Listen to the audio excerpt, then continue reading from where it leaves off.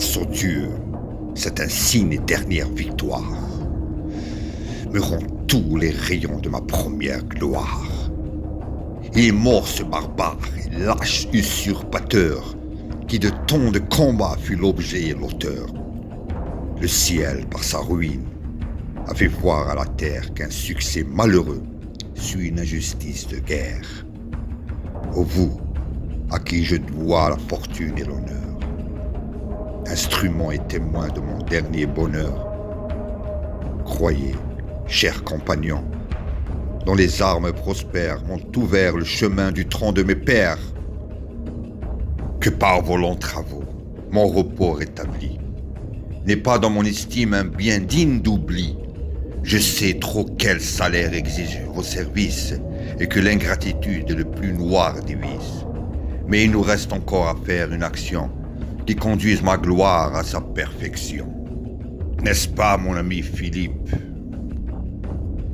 Massinissa, empereur, magnanime empereur, disposez de nos vies, et si vous concevez de plus haute envie sur l'état de Syphax, ne vous contentez pas.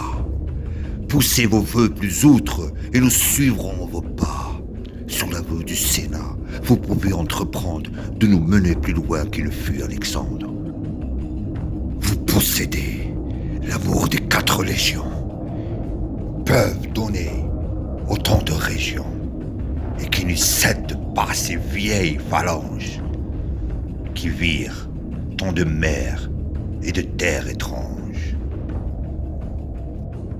Moi, Massinissa, je ne refuse pas, invincible Romain, si ces cœurs généreux et ces puissantes mains qui par tout l'univers, quand les causes sont bonnes, ôtent comme il leur plaît, donnent des couronnes. Je sais que vous m'aimez et que votre amitié établit ma puissance et la croix de moitié. Enfin, que vous pourriez, si vous vouliez le faire, rendre toute l'Afrique à mes vœux tributaires. Mais ces bons mouvements que vous avez pour moi se doivent réserver pour un meilleur emploi et pour l'achèvement de plus grandes choses que celles que je veux et que je vous propose. Hein, Philippe? Massinissa, commentez seulement et dites ce qu'il faut. Moi, Massinissa, allez droit au palais et l'emporter d'assaut.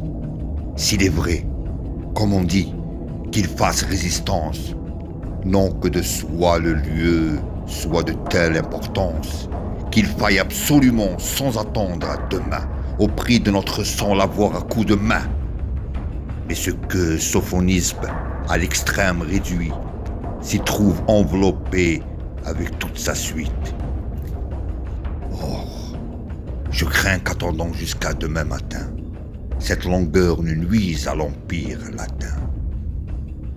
Car si cette africaine, aussi fine que belle, emploie à se sauver quelques ruses nouvelles, il a toujours en elle un puissant ennemi, et nous n'avons gagné ni vaincu qu'à demi. Outre que cette reine en beauté non pareille, doit de rendre triomphe accompli la merveille. Qui, sans cet ornement, sera défectueux et rendra moins brillants vos actes vertueux? Allons donc, de ce pas attaquer cette place, que défendre une faible et lâche populace, que s'il faut l'emporter par un sanglant moyen, séparer le soldat d'avec le citoyen, épargner, s'il se peut, ses vaillantes âmes, et surtout respecter la princesse et ses femmes, et qu'en faveur du sexe ou de la qualité, on ne fasse pas une aucune indignité.